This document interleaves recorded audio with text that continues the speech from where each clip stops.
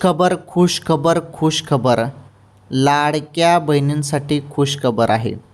हो, लाडक्या बहिणी. लाडक्या बहिणींसाठी काय खुश खबर आहे? हे बघा, 3,000 रुपये डायरेक्ट 3,000 रुपये ऑगस्टचा हप्ता आला. आता तुम्ही म्हणाल लाडकी बहीण योजनेमार्फत तर फक्त 1,500 रुपये मिळतात, मग मी 3,000 रुपये कसं काय सांगत आहे? हे बघा, तर भरपूर बहिणींना जुलैचे 1,500 रुपये आलेले नाहीत. ज्या बहिणींना जुलैचे 1,500 रुपये आले नाहीत त्यांना प्लस जुलै प्लस ऑगस्ट या 2 महिन्याचे 3,000 रुपये.